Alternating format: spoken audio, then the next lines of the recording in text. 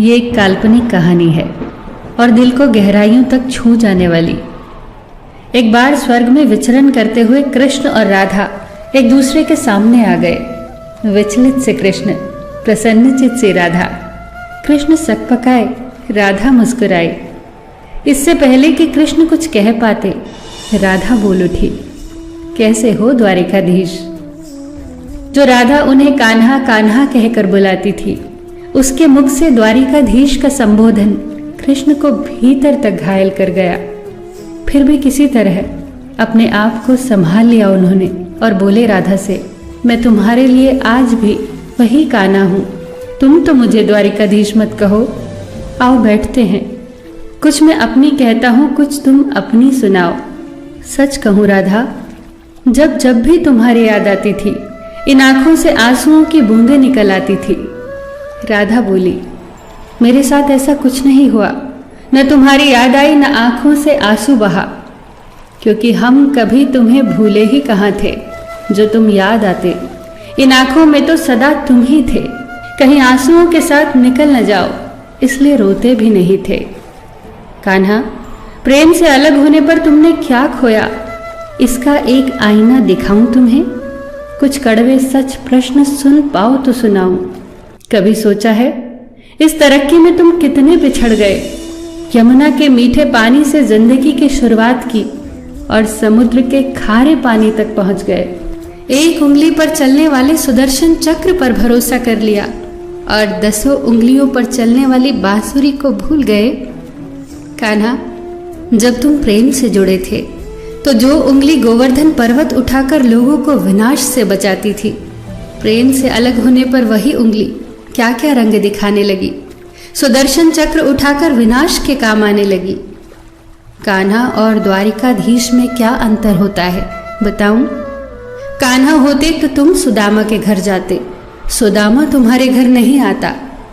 युद्ध में और प्रेम में यही तो फर्क होता है। युद्ध में आप मिटाकर जीतते हैं और प्रेम में आप मिटकर जीतते हैं। कान्हा, प्रेम में डूबा हुआ इंसान दुखी तो रह सकता है, पर किसी को दुखी नहीं कर सकता। आप तो कई कलाओं के स्वामी हो, स्वप्न दूरदृष्टा हो, गीता जैसे ग्रंथ के दाता हो, पर आपने ये क्या निर्णय लिया?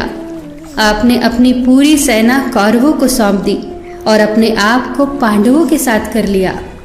सेना तो आपकी प्रजा थी, राजा तो पालक होता है, उसका रक्षक होता है।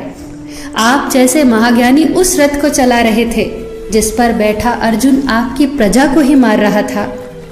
अपनी प्रजा को मरते देख आप में करुणा नहीं जगी, क्योंकि आप प्रेम से शून्य हो चुके थे। आज भी धरती पर जाकर देखो, आपकी द्वारिकाधीश वाली छवि को ढूंढते रह जाओगे। हर जगह, हर मंदिर में मेरे ही साथ खड़े नजर आओगे। मैं जानती हूँ कान्हा, लोग गीता के ज्ञान की बात करते हैं, उसके महत्व की बात करते हैं, पर धरती के लोग युद्ध वाले द्वारिकाधीश पर नहीं, प्रेम वाले कान्हा पर भरोसा करते हैं। गीता में मेरा दूर दूर तक नाम नहीं है, पर आज भी लोग उसके समापन पर राधे राधे कहते हैं। ये कहानी काल्पनिक जरूर है, पर इसके भीतर छिपी सीख बहुत महत्वपूर्ण है। श्री कृष्ण के पास कभी किसी प्रश्न का उत्तर ना हो, ऐसा तो हो ही नहीं सकता, परंतु राधा द्वारा लगाए गए प्रश्न चिन्हों पर कान्हा मौन रहे। यही तो है प्रेम में समर्पण का भाव। पराक्रम में हमें हर किसी को हराना होता है, तब भी हम जीत कर भी हार जाते हैं, परंतु प्रेम में एक ही कईयों का दिल जीत लेता है।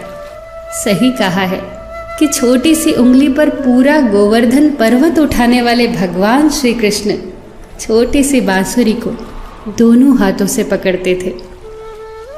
फिर मिलेंगे दोस्तों अगली कहानी के साथ। तब तक के लिए अपना ख्याल रखना और हमेशा मुस्कुराते रहना।